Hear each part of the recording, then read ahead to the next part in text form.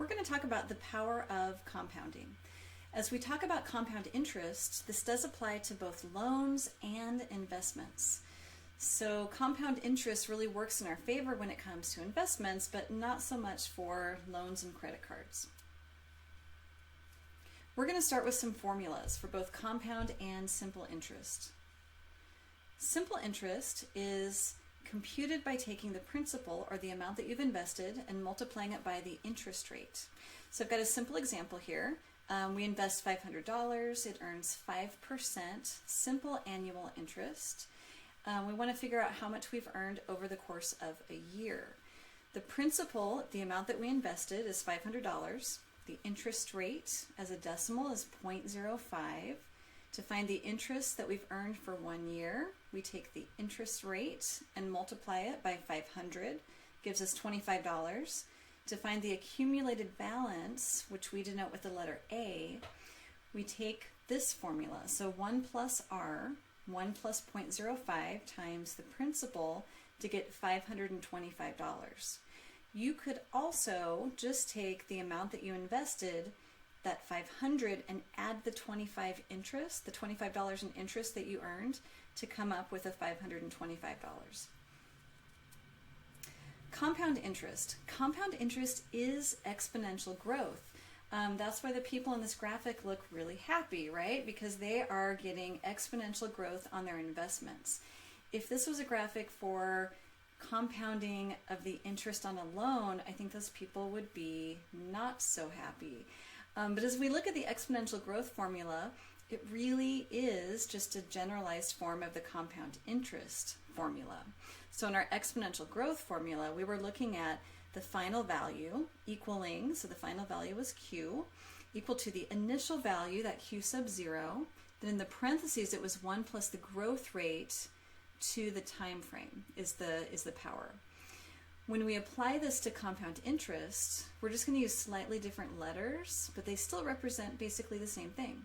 A is our accumulated balance. It's also called our future value. P is the principal, so that would be the initial value or present value. 1 plus the APR. APR is my growth or interest rate, and the exponent is Y, which is the number of years. This is one version of the compound interest formula that we'll see. We can also isolate the compound interest factor. The factor is what we multiply by the principal. So I've got it highlighted here. The factor is 1 plus the percentage rate, and the exponent is the time in years. So here's an example. We want to compute some future values, or that accumulated balance. Let's say that we invest $5,000 at 8% APR, annual percentage rate, and it compounds yearly. We're going to figure out these values, the accumulated balance, for 10 years and 30 years in the future. To figure it out for 10 years, A, which is what I'm trying to figure out, the accumulated balance, is equal to my principal, 5,000, times 1 plus 0.08, all to the time in years, and we're investing for 10 years. We end up with $10,794.62. We've doubled our investment in 10 years. Let's see what happens in 30 years. So in 30 years, everything is the same except the exponent. The exponent changes from that time frame of 10 years to the time frame of 30 years. And we see in the time frame of 30 years, we have multiplied our investment by 10. We have, let's see, tenfold, which gives us $50,313.28. We can also isolate the growth factor. The growth factor is the value that's multiplied by the principal. So the growth factor for the 10-year scenario would be 1.08 to the 10th power. The growth factor for the 30-year scenario is 1.08 to the 30th. We can also compound interest monthly or quarterly. Those are the most common. You'll also see some compoundings that are done something like daily. The compound interest formula is going to change because we want to take that annual percentage rate and divide it by the number of compoundings per year. That's why it's called the annual percentage rate and not just the percentage rate. So if we're compounding more often, we're going to use this formula. So it looks pretty much the same. A, my accumulated balance, is equal to the principal times the parentheses, 1 plus my annual percentage rate divided by the number of compoundings per year. This also changes the number of compoundings total. So that's going to be n times the time in years. We've got two examples here. So for both, though, we're investing $10,000 at 12% annual percentage rate. We're going to find the accumulated balance after 5 years. For the monthly compounding, n is equal to 12. I've got 12 months in a year, so 12 compoundings per year. This is going to give me a monthly interest rate of 0.12, so the annual percentage rate divided by 12, or 0.01. In the quarterly compounding example, quarters mean that we've got 4 different compoundings per year, so n is equal to 4. The quarterly interest rate then is 0.12 divided by 4, or 0.03. We've got our balance computed here as well. So the accumulated balance is equal to, just putting this all into the formula, the principal times 1 plus 0.12, so the annual percentage rate divided by the number of compoundings. Then we also want to make sure that we're changing the exponent to reflect the total number of compoundings. That's going to be 12 per year times 5 years. So with monthly compounding, we get $18,000, $166.97. For quarterly compounding, we've got that 0.12 divided by 4. The other change is the exponent, 4 compoundings per year times 5 years, and we make slightly less, $18,061.11. Present value is using basically the same formula, but this time we want to figure out how much we need to invest right now to reach a future value, to make a savings goal. For this example, we want $50,000 for a down payment on a house.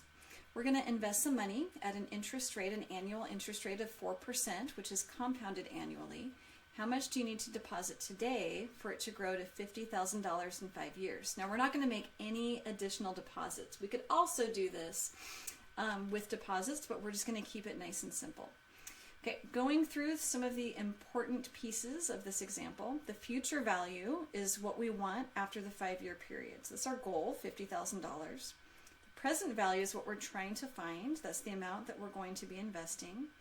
The interest rate, we can figure that one out. It's going to be our annual percentage rate of 4% divided by the number of compoundings per year. We're just compounding annually, so it stays 4%.